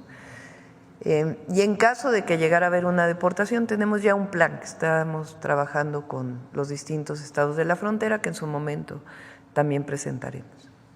¿Cuándo sería presentado este plan? ¿No tiene algún avance, presidenta? Sí, lo tenemos ya listo. Vamos a esperar también a ver cómo se dan las condiciones en Estados Unidos y a partir de ahí lo definimos y lo presentamos, pero está todo preparado y en coordinación con los estados fronterizos. Gracias, presidenta. Y no solo los estados fronterizos, porque también es con diversas entidades de la República, por si un connacional llega a México por la frontera, pues muy probablemente querrá ir a su lugar de origen y también estamos trabajando con todas las entidades. ¿Se están habilitando albergues o algo, por ejemplo, en Sonora, Baja California? Ya lo vamos a presentar. Gracias, presidenta. En una segunda pregunta, hace unos días, creo que fue el 30 de diciembre, trabajadores del viaducto elevado del aeropuerto a Playas de Tijuana protestaron. Ellos están argumentando que hay una falta de pago de aguinaldo, así como trabajar sin prestaciones de ley. ¿Qué sabe al respecto, presidenta? Si le comentaron algo de esto. Y bueno, que nos adelante un poco cómo va esta obra. Sería todo. ¿La obra de, perdón? El viaducto elevado en Playas de Tijuana. Se va a terminar el próximo año, ya están los recursos disponibles, no hay problema. Habría que averiguar exactamente qué pasó si no hubo estos pagos, pero tiene que haberlos. Se le va a pagar a todos los trabajadores y hay los recursos disponibles para poder terminar. Hubo un retraso, más que un retraso, afrontaron algunos problemas relacionados con uno de los túneles que se está construyendo, porque no todo es viaducto, hay una parte, o es viaducto pero pasa, digamos, por un túnel que fue necesario hacer, y ahí pues tiene sus condiciones de seguridad para desarrollar la obra, y ahí es donde hubo pues algunas condiciones que no estaban planeadas en un origen, pero hay recursos y se va a terminar tanto la planta de tratamiento como el viaducto elevado y todas las obras en Baja California. Sí, si hay algún problema de algún retraso en un pago, se va a corregir, no hay problema. Hay recursos. Carlos. Buenos días a todas y todos, presidenta. Este 1 de enero, según el reporte de seguridad, en 12 estados del país se reportaron 0 homicidios. En ese contexto, en el Heraldo de México se publica una encuesta de QM Estudios donde señala que el 44% de los encuestados confía en que mejore la seguridad, el 24% considera que va a empeorar y otro 24% considera que se va a quedar igual. ¿Qué le depara a México en materia de seguridad en este 2025, presidenta? Vamos a ir mejorando, vamos a mejorar en todas las entidades de la República. Confiamos en nuestra estrategia. Diciembre hubo menos homicidios, ya lo vamos a presentar el 9 de enero, el primer reporte de seguridad con el cierre al 2024 y comparado con los otros años, y estamos fortaleciendo todas las acciones de seguridad, desde la atención a las causas hasta el fortalecimiento de la inteligencia y la investigación, la coordinación con todas las entidades de la República y con la Fiscalía General de la República. Entonces, va a mejorar la seguridad de nuestro país y se va a ir notando poco a poco. Gracias. En estos indicadores que mostraba hace unos momentos, ¿a qué le podemos atribuir que se den estos resultados, Presidenta? ¿De la encuesta, dices? De los indicadores que presentó hace un momento. Pues a que el modelo del humanismo mexicano funciona. La 4T da resultados. El otro día estaba leyendo, antier, ayer, a los comentócratas que dicen que se acabó la democracia en México. Atribuyen el mal resultado que tuvieron en la elección, porque en realidad es eso. O sea, ¿por qué no se sientan a hacer una autocrítica? ¿Por qué les fue tan mal en el 24? Porque atribuyen su mal resultado a su falta de representatividad en el Congreso de la Unión. Y entonces vuelven con que la Sala Superior del Tribunal de Justicia Electoral no sobrerepresentó en la Cámara de Diputados, en la Cámara de Senadores, cuando ya está más que demostrado que se aplicó la fórmula que dice la Ley de Procedimientos Electorales, igual que se aplicó en el 21, en el 18, en el 15. Entonces, en realidad, deberían hacerse una autocrítica. ¿Por qué les fue tan mal? ¿Por qué ganaron en tan poquitos distritos? ¿Por qué estados gobernados por ellos ganamos los diputados federales y los senadores? En vez de decir que hay falta de democracia, que México está yendo al autoritarismo, cuando sus propios escritos en contra del gobierno demuestran pues que es falso, ¿no? Que hay libertad de expresión, libertad de reunión. Entonces, la 4T da resultados y eso lo reconoce el pueblo de México, porque somos un gobierno del pueblo, aunque no le guste a los adversarios. Ese es el fondo, de que por primera vez los recursos del pueblo, de los impuestos, se regresan en obras públicas, en obras de infraestructura, en obras estratégicas, en programas de bienestar, en derechos sociales, y así va a seguir siendo, porque el pueblo decidió que continúe la cuarta transformación.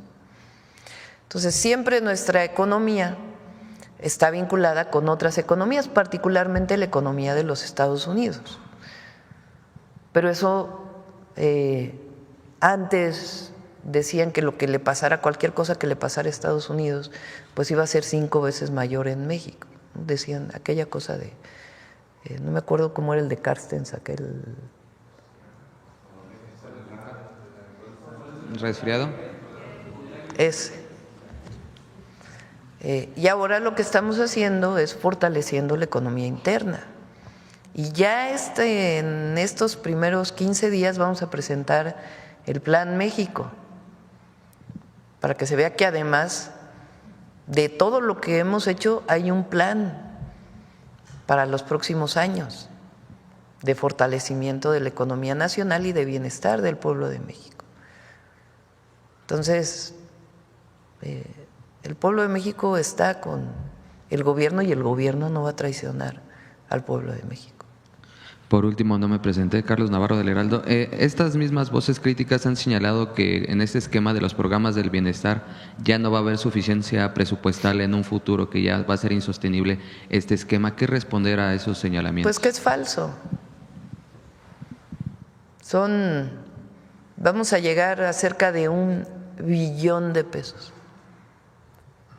en adelante de programas de bienestar y derechos sociales, sin contar educación y salud. Para nosotros es inversión. Fíjense, aprovechando, ¿cuántas veces dijeron que estaban a favor de los programas sociales? La candidata del PRIAN se sacó sangre para firmar de que estaba a favor de los programas sociales. Nada más que los partidos que la postularon han votado en contra de los programas de bienestar. Recién la reforma constitucional que hace derechos los programas del bienestar, primero dijeron que le iban a votar a favor, luego la votaron en contra, o sea, votaron en contra. Entonces, y luego dicen por qué que hay autoritarismo, porque no votaron por ellos. Entonces, hay recursos, hay un manejo del presupuesto honesto, que es lo más importante. ¿De dónde sale ese recurso? Pues de erradicar la corrupción y los privilegios. Es la fórmula de la austeridad republicana, de la economía moral, del humanismo mexicano, del juarismo. Entonces, esa es la manera en que seguimos administrando los recursos del pueblo. Y va a haber recursos.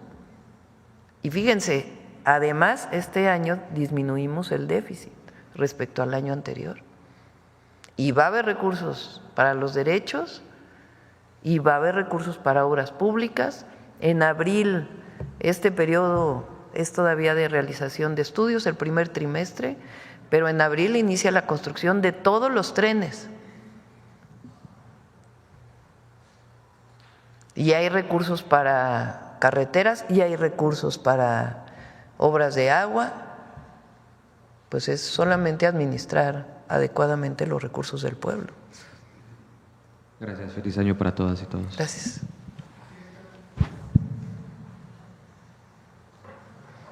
Muchas gracias, Presidenta. Eliane Valadez, del canal de Eli TV Oficial de YouTube. Feliz año a usted, a su equipo y a todos los compañeros aquí presentes. Muchísimas gracias por darme la palabra y primero quisiera iniciar preguntándole su opinión acerca de los diferentes actos de violencia o terrorismo que han sucedido pues en las últimas horas en Estados Unidos. ¿Cuál es su opinión acerca de esta ola de violencia que ha azotado a Estados Unidos? Pues primero los condenamos y siempre nuestra solidaridad a las víctimas, a los familiares de las víctimas. Por cierto, hay 2 mexicanos en Nueva Orleans que estaban de visita y hasta el consulado atendiendo, cercanos y todo lo que necesiten. Y hay que esperar también a que den más información para saber si estuvieron vinculados o no los 2 episodios. Y siempre son condenables cualquiera de estos actos de violencia irracional. Muchas gracias. También continuando con un poquito acerca de de la economía, le quería preguntar, pues, con la famosa cuesta de enero, su mensaje acerca de esto, y pues hemos visto en muchas de las portadas mensajes no positivos o negativos acerca de la economía de México, y una de esas pues es que se van a ir las inversiones, que no hay las inversiones que se esperaban o que se prevé incluso en este sexenio la peor creación de empleo. ¿Qué mensaje tiene para los mexicanos que ven o que son invadidos especialmente por estas portadas tan negativas a este inicio de año, y que pues cuando uno camina en la calle pues no ve esa falta de empleo, no ve esa economía que se está movilizando? Muchas gracias. Sí, hay esta idea de que en el pasado, antes del 2018, de diciembre del 2018, que el Estado no tendría por qué participar en la planeación económica o incluso en sectores de la economía. Es una de los fundamentos del modelo neoliberal. Y entonces era esperar a ver el mercado qué decía, qué hacía el mercado.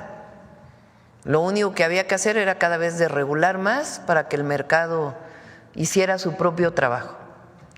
Esa es la tesis todavía de muchos, pero cada vez menos, la verdad, porque pues fue un fracaso ese modelo. Entonces, ¿qué estamos haciendo nosotros? Primero, la inversión pública.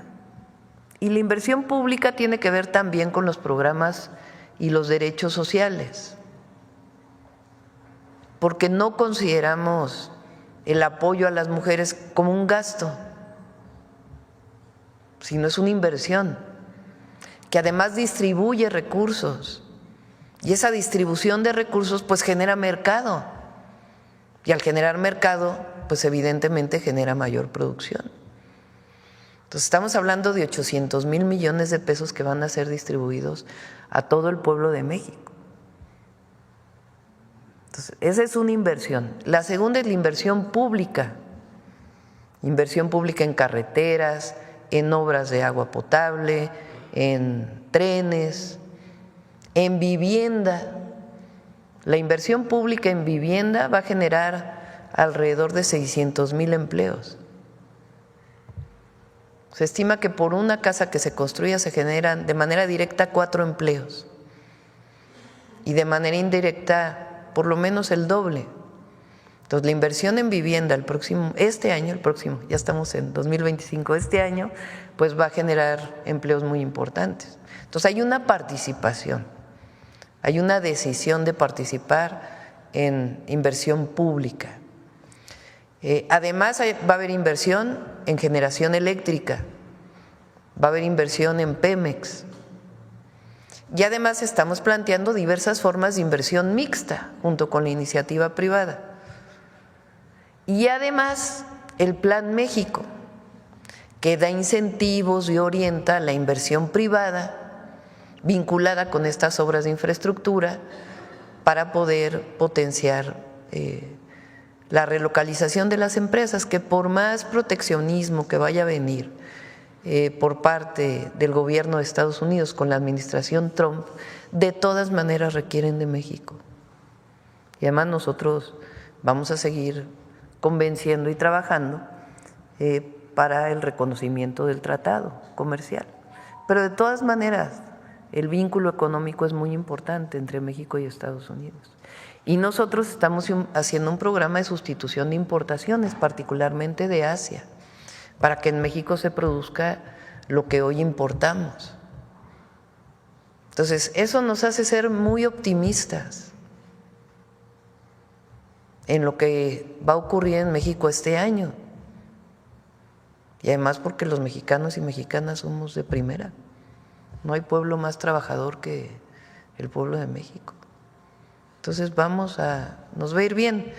La visión esta de que no va a crecer la economía, de que pues es esta visión pesimista que piensa exclusivamente en lo que los mercados van a definir respecto a México.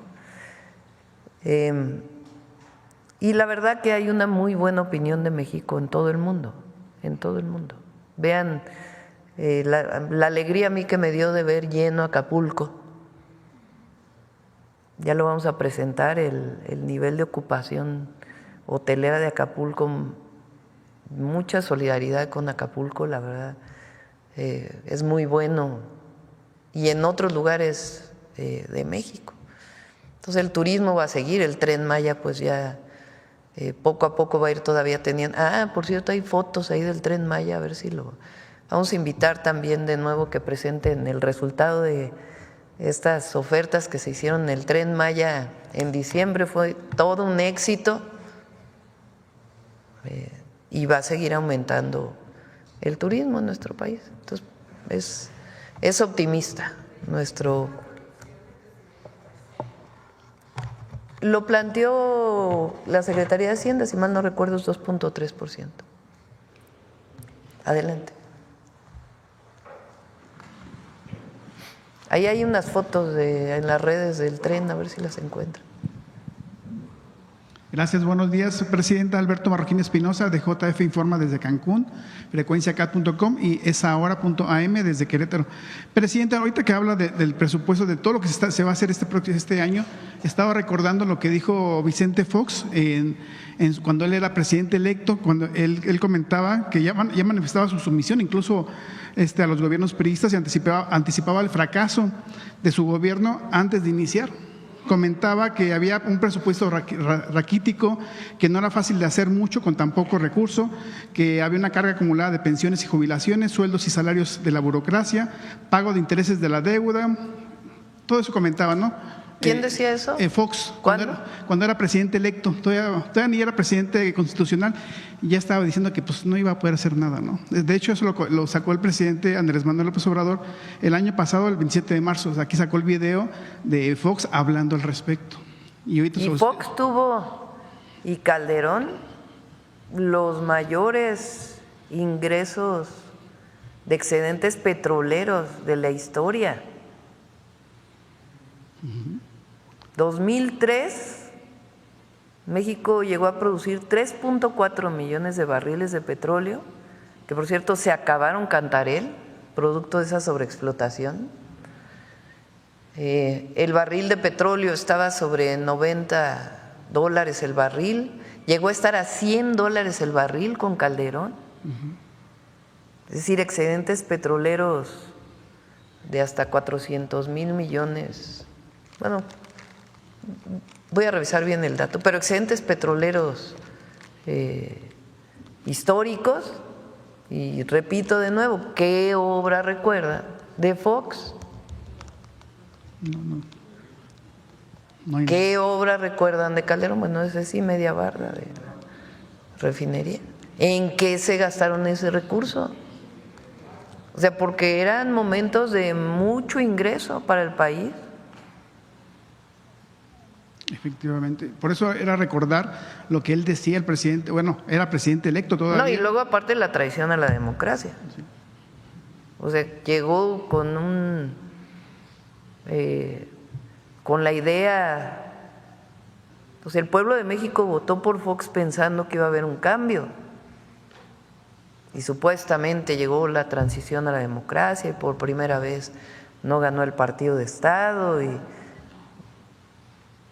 y luego desafuero contra el presidente López Obrador. Y luego fraude electoral en el 2006, la traición a la democracia.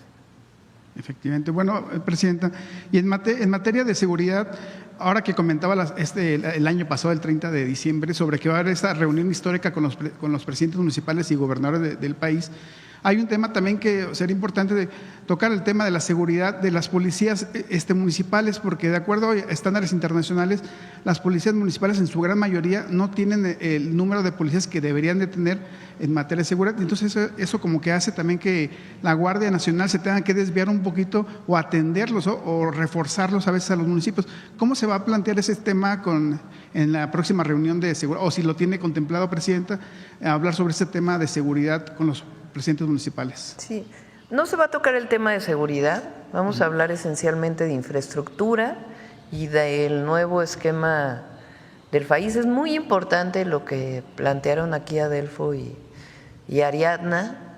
Se están destinando, además del propio incremento que tiene el recurso que se destina a pueblos originarios y afromexicanos, por las distintas acciones que estamos haciendo. Recuerden que en pueblos originarios la pensión Mujeres Bienestar viene de 60 a 64, pero además son casi 13,000 millones de pesos que por primera vez en la historia se destinan a obras de infraestructura social a los pueblos. Y tiene que crecer, tiene que ir creciendo ese recurso año con año, pero iniciamos pues cumpliendo con la reforma constitucional para beneficio de los pueblos originarios con este presupuesto adicional de cerca de 13,000 millones de pesos para obras de infraestructura social. Lo comentaba también porque ahorita que hablaban del tema del fentanilo, A veces hay un sector muy vulnerable que son las escuelas secundarias y preparatorias en el país, que alrededor de las escuelas normalmente los captan, a veces es la forma como que inician los jóvenes en este tema de drogadicción, del alcoholismo. Digo, sabemos que fentanilo pues todavía no está llegando a esos lugares, ¿no? Pero es como que atender las causas desde ahí, ¿no? Desde las escuelas, porque es donde a los alrededores es lo que hemos observado, sobre todo yo en Querétaro que vivo. He observado ese tipo de situaciones que ahí donde inician, ¿no? Cómo atender y cómo lograr inhibir esa parte, ¿no, Presidenta? Sí, por eso estamos yendo a las escuelas. Vamos a ir a secundarias principalmente y a educación media superior,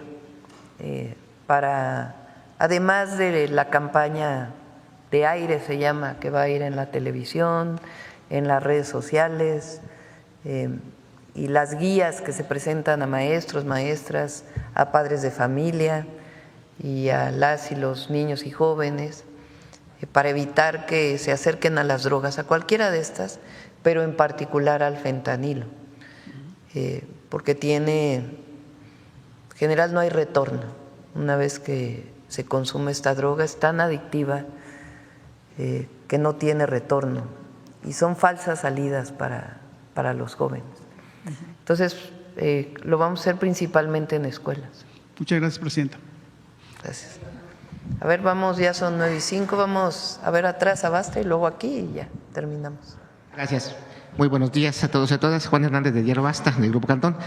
Mi inquietud precisamente, yo antes fui reportero de salud y una de las cosas que, aquí está haciendo ruido y que, hay que dejar en claro. Uno, precisamente cuando se habla de la elaboración del fentanilo, estaba yo viendo el reportaje, analizando el lugar. Es un lugar cerrado, es un lugar que supuestamente está en el centro de Culiacán. Y también voy a retomar lo que hace unos meses el expresidente Andrés Manuel López Obrador y el exsecretario de la Marina nos hacían una exposición precisamente de lo que era la elaboración de fentanilo. Uno, se tiene que hacer en lugares abiertos precisamente por el grado de toxicidad de las sustancias que se están manejando. No solamente de toxicidad, sino también de volatilidad. En este caso están hablando, nada más uno de los componentes que es la acetona, que es también inflamable y explosivo. ¿Por qué hago toda esta alusión? Precisamente de todo lo que se ha venido manejando en esta nota periodística. Habla de un cocinero que llega incluso con un cigarrillo en la mano, de un lugar cerrado. Aquí precisamente que me gustaría que alguno de los especialistas, o en este caso quien nos expuso de la elaboración, el simple hecho de haber llegado a un lugar cerrado, a un lugar sin la protección, ¿qué tipo de protección tendría que haber utilizado en este caso la reportera o el reportero o el fotógrafo precisamente para tomar las fotografías? Estamos hablando de una careta industrial, una mascarilla industrial para filtrar los gases. Eso es por un lado. Por el otro, estamos hablando cuando hablamos de las mucosas, estamos hablando de nariz, estamos hablando también de lo que es los ojos, estamos hablando de protección, especial. Estamos hablando aquí de una fabricación de gas, con una alta concentración de gases muy tóxicos. Hablábamos incluso de la piel, realmente es tomar a la ligera un tema muy delicado como es la elaboración de una droga potente. Y estamos hablando también de un lugar, estamos hablando de la mitad de la ciudad, sí nos podrían especificar de manera científica y de salud, ¿por qué no podría elaborarse fentanilo pues en una zona tan cerrada, en una zona muy habitada? Y retomando lo que nos decía en el anterior reportaje del expresidente López Obrador, todos los laboratorios que han sido desmantelados de grandes cantidades de fentanilo han sido en lugares de sierra y han sido lugares abiertos. Independientemente. Pero son laboratorios de metanfetamina. Pero no, también de fentanilo, de los que supuestamente lo que nos hacían la exposición de por qué no que también es una droga muy dañina. O sea, que por qué definitivamente no podría hacerse el fentanilo como lo están mencionando aquí, incluso por el contacto en la piel, ya sería eso, nos decía el secretario de Marina, sería mortal el hecho de untárselo en la piel. Sí, sería todo. Muchas gracias. Sí, con mucho gusto. Para la producción de fentanilo se requiere producir un precursor químico denominado 4-ANPP. Este precursor químico se elabora mediante un proceso complejo de síntesis química que emite vapores, y esos vapores resultan ser tóxicos para el operador. Es por eso que es imprescindible que el operador tenga un equipo de protección personal profesional. Ese equipo de protección personal incluye máscara y un sistema de ventilación que evita la entrada de los vapores en el contacto no solamente con la vía respiratoria, sino con las mucosas. Como usted lo acaba de decir, es poco creíble que en una cocina doméstica se puedan producir este tipo de sustancias, y el sistema de extracción para los vapores que se generan en la producción del 4-ANPP, como pueden ver, era un pequeño ventilador doméstico que no tiene capacidad de extracción de los gases propios de la síntesis química. Sí, claro. O sea, todo el mundo que esté alrededor de la producción de un vapor tóxico está en riesgo, y no existe tampoco, fisiológicamente hablando, un proceso adaptativo de tolerancia, técnicamente se llama de taquifilaxia, a la exposición de un vapor tóxico. La última. Muy buenos días, señora presidenta. Pues primeramente feliz año y feliz año a todos los asistentes. Janet Galindo, de Grupo Transmedia La Chispa. Señora presidenta, quisiera preguntarle primero cuál sería el mensaje que usted enviaría hacia los opositores que, bueno, iniciamos el año y se encontraron con que no hubo ningún aumento en las gasolinas, que era lo que ellos estaban previendo para este inicio de año. Mañana vamos a hablar de las gasolinas. Okay. Vamos a presentarlo.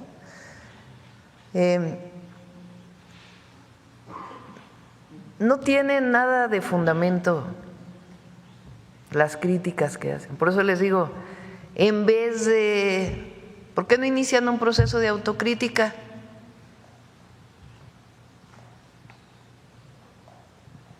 Porque ahí la llevan pues con la dirección de un partido, ya no voy a dar nombres, la dirección del otro, el nuevo partido que quieren formar, con el Junior a la cabeza y otros ahí, ya no voy a andar diciendo nombres. ¿Por qué no hacen un proceso de autocrítica? ¿Por qué el pueblo de México no vota por ellos? En vez de inventar, y además tienen mucho odio. Es año nuevo. Bueno, y precisamente hablando de mensajes, hablando de año nuevo, ¿hay algún mensaje? Usted obviamente dio su mensaje de año nuevo, pero ¿hay algún mensaje especial hacia el pueblo de México? Y si enviaría también un mensaje que esperaría hacia el pueblo o hacia los Reyes para el día que se aproxima, Día de Reyes Magos. Gracias. Va a ser un buen año, sobre todo porque el pueblo unido jamás será vencido. Ya terminamos hoy. Para mañana. ¿Para qué? Para los inversionistas. Que pueden invertir en México, que hay certeza jurídica, certeza de todo tipo y además un pueblo trabajador. ¿Qué pedimos? Que generen bienestar, porque no es como en el pasado, que es nada más inversión extranjera directa, inversión nacional, sino lo que queremos es el bienestar del pueblo de México, y ese entre todas y todos lo vamos a lograr. Ahora sí, mujeres en la historia.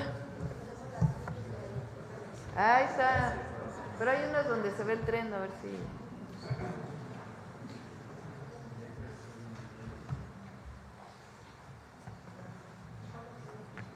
Mañana las pasamos.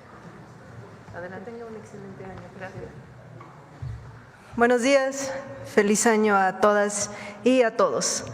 El día de hoy vamos a hablar de una mujer que transitó, que vivió en Palacio Nacional. Podemos imaginarla hace 154 años, también cruzando estos patios, recorriendo estos pasillos, seguramente en este salón, viviendo en este lugar. ¿De quién se imaginan que vamos a hablar? ¿De quién?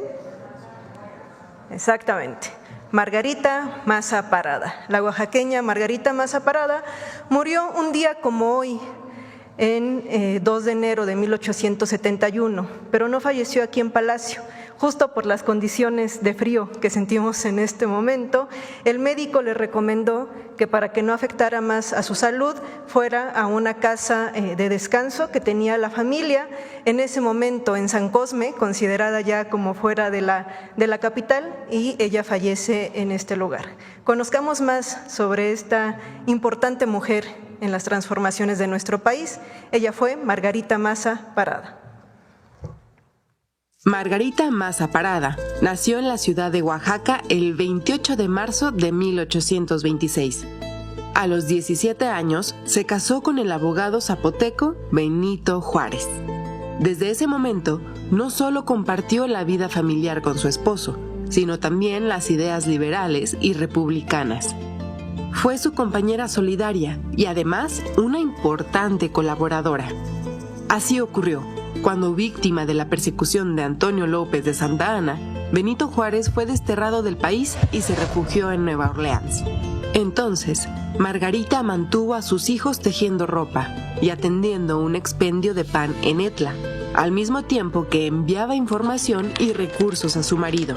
Cuando Benito Juárez, que entonces fungía como el primer presidente de la Suprema Corte de Justicia electo por voto popular, asumió la titularidad de la presidencia de la República, Margarita tuvo que cruzar la sierra de Oaxaca en medio de la Guerra de Reforma para reunirse con él en el puerto de Veracruz.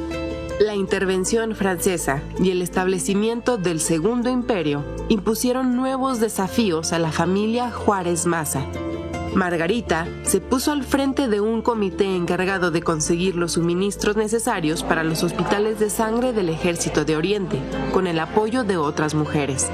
Más tarde, acompañando a don Benito en el inicio de su peregrinación por el norte, Margarita tuvo que separarse de él y buscar asilo con sus hijos en Estados Unidos. Ahí mantuvo una intensa correspondencia con su esposo y trabajó para generar apoyo de la opinión pública, logrando una importante conquista diplomática en favor de la causa de Juárez y de la República. Mi estimado Juárez, mañana es el día terrible en que cumpliré 40 años y tendría mucho gusto en pasarlo a tu lado, pero no es posible y no hay más que conformarse como se conforma con la muerte porque no hay otro remedio. Antes de anoche me llevó Romero a la recepción del presidente y, como verás, en el Herald dicen que estuve yo elegantemente vestida y con muchos brillantes. Eso no es cierto. Toda mi elegancia consistió en un vestido que me compraste en Monterrey poco antes de salir. Te digo todo esto porque no vayan a decir, estando tú en El Paso, con tantas miserias, yo esté aquí gastando lujo. Al triunfo de la República sobre el Imperio, el ministro norteamericano William H. Seward ofreció a la familia del presidente Juárez un buque de guerra para su regreso a México. Doña Margarita, con sencillez, intentó en vano rechazar la oferta. Finalmente, la prensa veracruzana dio la noticia del arribo de Margarita y sus hijos al puerto de Veracruz. En su camino hacia la Ciudad de México, fue homenajeada en ciudades y poblaciones. Los cronistas de la época afirman que la presencia de la esposa del presidente era un símbolo de victoria. Margarita Maza murió en la Ciudad de México el 2 de enero de 1871, a los 45 años. Durante el cortejo fúnebre, una multitud abarrotó las calles para despedirla. Miembros del gabinete presidencial, magistrados de la Suprema Corte, obreros, artesanos, niños de varias escuelas. Margarita Maza y Benito Juárez enfrentaron juntos algunos de los pasajes más determinantes de la historia del país: el surgimiento de la República y su gobierno, la consolidación de México como un Estado moderno, laico y soberano.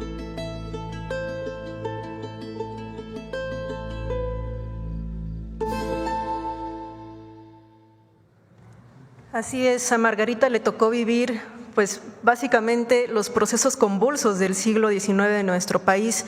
Le toca enfrentarse a las intervenciones extranjeras, la Guerra de Reforma, el Segundo Imperio, la República restaurada.